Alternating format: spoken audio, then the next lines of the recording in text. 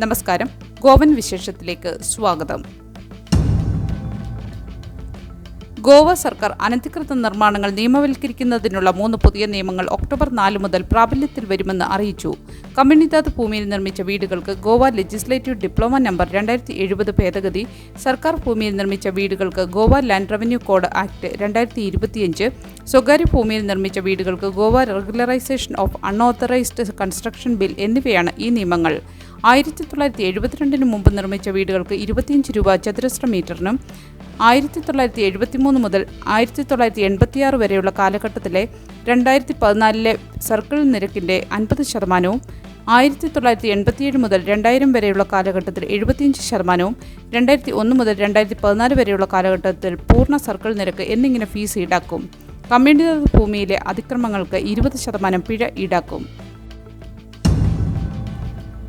ഗോവയിൽ സ്വകാര്യ മേഖലയിൽ ജോലി ചെയ്യുന്ന വനിതകൾക്ക് 50% ബസ് യാത്ര ഇളവ് ഉടൻ നടപ്പാക്കുമെന്ന് മുഖ്യമന്ത്രി പ്രമോദ് സാവന്ത് പ്രഖ്യാപിച്ചു. കദംബ ട്രാൻസ്പോർട്ട് കോർപ്പറേഷൻ ലിമിറ്റഡിന്റെ 45ാം സ്ഥാപന ദിനാഘോഷവേളയിൽ അദ്ദേഹം ഇത് അറിയിച്ചത്. ഈ പദ്ധതി KTC മാനേജ്മെന്റ് രൂപീകരിക്കുന്നതിന്റെ അന്തിമഘട്ടത്തിലാണ്. മാജി ബസ് പദ്ധതിയുടെ ഭാഗമായി ജൂണിൽ സമാനമായ ഇളവ് പ്രഖ്യാപിച്ചിരുന്നു. കദംബ ബസ്സുകൾ ഗോവയുടെ സാമ്പത്തിക പുരോഗതിയിൽ നിർണായക പങ്ക് വഹിക്കുന്നതെന്നും ലാഭത്തേക്കാൾ സേവനത്തിനാണ് മുൻഗണനയെന്നും മുഖ്യമന്ത്രി പറഞ്ഞു. KTCയുടെ ഡിജിറ്റൈസേഷൻ, ഇലക്ട്രിക് ബസ് വ്യാപനം, മാസ ടിക്കറ്റുകൾ, സ്മാർട്ട് ട്രാൻസിറ്റ് കാർഡുകൾ എന്നിവയും പ്രോത്സാഹിപ്പിക്കുന്നു. ഗോവയിലെ വൈദ്യുതി നിരക്ക് വർധന ന്യായമായതെന്ന് മന്ത്രി. ഗോവയിലെ വൈദ്യുതി നിരക്ക് വർധന ന്യായമാണെന്നും മറ്റ് സംസ്ഥാനങ്ങളെ അപേക്ഷിച്ച് ഗോവയിലെ നിരക്ക് കുറവാണെന്നും വൈദ്യുതി മന്ത്രി സുദിൻ ധവ്ലിക്കർ വ്യക്തമാക്കി. ജോയിന്റ് ഇലക്ട്രിസിറ്റി റെഗുലേറ്ററി കമ്മീഷൻ മാനദണ്ഡങ്ങൾ പ്രകാരമാണ് നിരക്ക് വർധന. 400 യൂണിറ്റിന് മുകളിൽ ഉപയോഗിക്കുന്നവർക്ക് 4%, അതിന് താഴെ ഉപയോഗിക്കുന്നവർക്ക് 2% വർധനയുണ്ടാകും. PM സൂര്യഘർ യോജന പ്രകാരം 2026 വരെ ലഭ്യമായ റൂഫ് ടോപ്പ് സോളാർ സംവിധാനം സ്വീകരിക്കാൻ മന്ത്രി ജനങ്ങളെ ഉപദേശിച്ചു. 3 kVA സോളാർ ഇൻസ്റ്റലേഷന് 1.55 ലക്ഷം രൂപ ചെലവാകും. ഇതിൽ 77,000 രൂപ കേന്ദ്ര സബ്സിഡിയും 60,000 രൂപ സംസ്ഥാന സബ്സിഡിയും ലഭിക്കും. ഇതുവഴി വീട്ടുടമകൾക്ക് ജീവിതകാലം മുഴുവൻ സൗജന്യ വൈദ്യുതി ലഭിക്കും. ലൈസൻസ് ഇല്ലാതെ ബിസിനസ് നടത്തുന്ന സ്ഥാപനങ്ങൾ പഞ്ചായത്തുകൾക്ക് പൂട്ടാനുള്ള അധികാരം. ഗോവ സംസ്ഥാന സർക്കാർ 1994 ഗോവ പഞ്ചായത്ത് രാജ് ആക്ടിൽ ഭേദഗതി വരുത്തി. പഞ്ചായത്തുകൾക്ക് അവരുടെ അധികാര പരിധിയിൽ ലൈസൻസ് ഇല്ലാതെ പ്രവർത്തിക്കുന്ന ബിസിനസ് സ്ഥാപനങ്ങൾ പൂട്ടാനുള്ള അധികാരം നൽകി. സംസ്ഥാന നിയമസഭയുടെ മൺസൂൺ സെഷനിൽ അംഗീകരിച്ച ഈ ഭേദഗതി ഒറ്റയ്ക്കുള്ള വീടുകളുടെ അറ്റകുറ്റപ്പണികൾക്ക് പഞ്ചായത്ത് സെക്രട്ടറിക്ക് നേരിട്ട് അനുമതി നൽകാനുള്ള അധികാരവും നൽകുന്നു.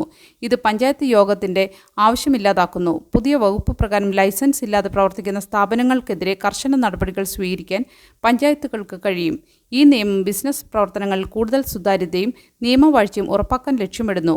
പ്രാദേശിക ഭരണകൂടങ്ങളുടെ ശക്തി പ്രദർശിപ്പിക്കുന്നതിനും ഭരണനിർവഹണം കാര്യക്ഷമമാക്കുന്നതിനും ഈ ഭേദഗതി സഹായിക്കുമെന്ന് സർക്കാർ പ്രതീക്ഷിക്കുന്നു.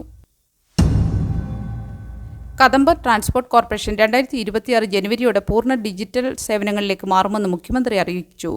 ക്യാഷ്ലെസ് യാത്രയും ബസ്സുകളുടെ തത്സമയ ട്രാക്കിങ്ങും യാഥാർത്ഥ്യമാകും. ഡിജിറ്റലൈസേഷൻ KTCLന്റെ ഭാവിയാണെന്നും ബോർഡിന്റെ പൂർണ്ണ പിന്തുണയോടെ ഇത് നടപ്പാക്കുമെന്നും മുഖ്യമന്ത്രി പറഞ്ഞു. IDMS സംവിധാനം ബസ് തകരാറുകൾ, സ്പെയർ പാർട്സ്, ഡിപ്പോകളുടെ ജിയോ മാപ്പിംഗ് എന്നിവ ട്രാക്ക് ചെയ്ത് പ്രവർത്തനക്ഷമത വർദ്ധിപ്പിക്കും.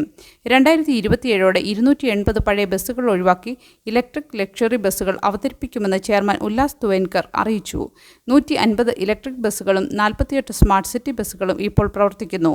മാജി ബസ് പദ്ധതിയിലൂടെ സ്വകാര്യ ഓപ്പറേറ്റർമാർക്ക് സബ്സിഡികളും പ്രോത്സാഹനങ്ങളും നൽകുന്നു. നല്ലൊരു ദിവസം ആശംസിച്ചുകൊണ്ട് ഗോവൻ വിശേഷത്തിൻ്റെ ഈ വീഡിയോ ഇവിടെ പൂർണ്ണമാകുന്നു. എല്ലാ ദിവസവും വാർത്തകൾക്കായി ഫോളോ ചെയ്യണമെന്നും വാർത്തകളുടെ നോട്ടിഫിക്കേഷൻ ലഭിക്കാനായി ബെൽ ഐക്കൺ എനേബിൾ ചെയ്യണമെന്നും അഭ്യർത്ഥിക്കുന്നു.